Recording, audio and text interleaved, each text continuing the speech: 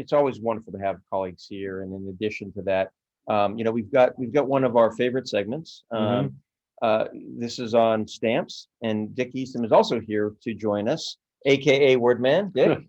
Hello, Dick. You guys. All right. Hey, everyone. Cake today? No cake today. Okay. All right. So we're going to have a look at some Olympic stamps, and I just wanted to go through a few here, and we go to the next slide. Was that an applause reel that we heard? Apparently it was, yeah. So that's good. It's awesome. So first Olympic postage stamp. So I'm going to have another crack at pronouncing this guy's name, but I think I'm going to do it correctly. This is Baron Pierre de Coubertin. So in other words, I butchered it. And Peter had a go at it as well, but I'm not criticizing. It's a tough one. It is. Okay, so as we know, he founded the modern Olympic movement in 1894, and in 1896 he got the games to Athens. So this is the set of stamps actually from 1896. Lovely set of stamps, and they have all of the classic games. They're actually inspired by the ancient Olympic Games, which were held, of course, in Olympia. And as Peter said, around the 8th century BC. So these are all the classic ones, and we have, the discus, stadium, the Acropolis, Hermes, Victory, and all this kind of stuff. So anyway, and Zeus competed in those games. I believe he did. Yes. Right. Let's Wrong Olympians. Yeah, wrong Olympians. Yeah, yes, wrong Olympians. Yeah, that's right indeed. So we moved to 1920. This is now we're in Antwerp in Belgium. This is a lovely set of stamps here. Again, we've got wrestlers, and there's the famous discus statue, the Discobolus of Myron, for those interested, which is a very classic Greek statue, and you see that a lot throughout of these really old stamps. So this was only the second country to actually advertise the Olympics. So let's move on to the next one. Here we are now in 1924. This is in Paris, in France. And what's significant about this? Well, if we have one more click, please. There we go, Uruguay. So this is the first time now that a country is advertising the Olympics when they're not actually the host. Yeah, wow. So it gets a little bit crazier after this. And let's go to the next slide. And this is not really, no stamps on this slide, but a little chart that I did. That actually, since the inception of the modern Olympic Games in 1896, there have been nearly, get this, 26,000 stamps issued, to commemorate the Games in one way or another. And as you can see there, in 1972, for the Games in the 20th Olympiad in Munich, over 1,800 stamps issued, which is probably why I don't collect Olympic stamps generally, just the really old ones, because it becomes a bit of a life's work just trying to pull them all together. So let's go to the first US stamps. Here we go. So here we have 1932. The first one actually is the Winter Games in Lake Placid in New York State. That was held in 4th to the 13th of February in 1932. And there's that 2-cent red. So that's the first Winter Olympic stamp, not just the first US stamp, first Winter Olympics. So there's a little story here, which I'll try and keep brief, but basically this is the third time the Winter Games have been held. First time in the US, obviously. So Lake Placid's a very small town. They only have about 3,000 residents back in the 30s. So the Chamber of Commerce said to the village postmaster, can we have a commemorative stamp? Congressman got involved, and here we are. Here's the stamp, the 2-cent. It was only sold in Lake Placid in Washington, D.C., believe it or not. Wow. Yeah.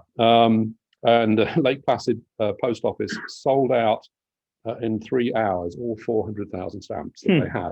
Now, what's interesting about this is, I didn't realize until afterwards, though, this is a ski jumper. What is the one thing that ski jumpers don't have?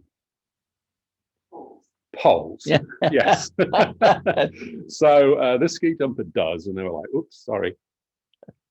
And then, of course, the other two we have here are for the Summer Olympics, which are held in Los Angeles in 1932 from July to August.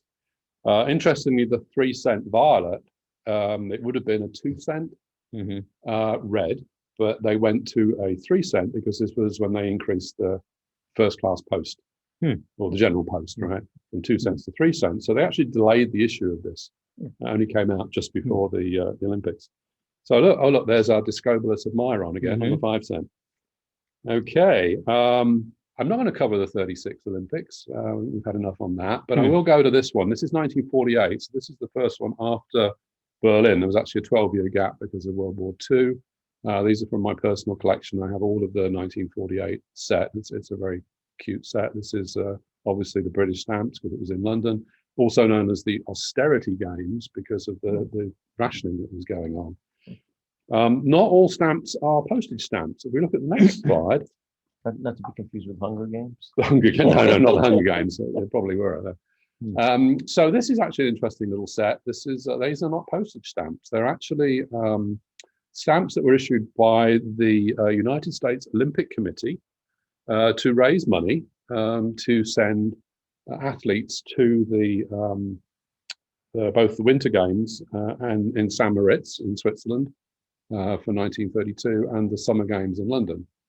And interestingly, the design of them, if for those of you who can see that, you'll see it is actually the LA Olympic Stadium, now known as the Memorial Coliseum, of course. And that's actually based on a picture from the 1932 Games on the men's 800 race, in which Tommy Hampson of Great Britain won the gold in, with a world record. So there we are. Anyway, just a little bit of fill-in data there. Peter talked about controversy. This is the 22nd Olympiad, I beg your pardon, in Moscow in 1980. And of course, we boycotted that. These stamps were all issued. And then because President Carter decided that the US would boycott the games, the stamps were actually withdrawn from issue and only issued again after the games had finished. Yeah, so there's that one. Stamps are getting popular at this point. This is the 1984, and basically we've got here 6 sets of stamps issued over a period of about 13 months. So it's not uncommon now, in fact, for countries that are hosting to start issuing teaser stamps a year or two before, just to get people aware of the idea they're going to have the Olympics in their country. So these were actually started in like April of 83, although the games didn't happen until 84, obviously. Interestingly, there always a place where they're issued US stamps. These were actually issued not in LA, as you would think, but actually in South Bend, Indiana, on the campus of Notre Dame in 83. And the reason was that was where the Junior Olympic Games are being held. Okay, so basically 6 sets of stamps there. They're all say tenants, so you can go them as a block of 4. One of the sets, second in from the right at the top, is for the Winter Olympics in Sarajevo, and then the rest are obviously for the Summer Olympics in Los Angeles. For the 1984 Olympics, by the way, globally, 1,280 stamps were issued for all the countries. So again, not a faint-hearted start to a collection. So it wouldn't be, complete without mentioning the Special Olympics. Special Olympics, obviously, for athletes with intellectual disabilities. It is IOC recognized by the International Olympic Committee.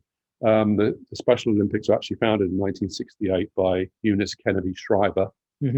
And first Special Olympics World Games were held in Chicago in 68.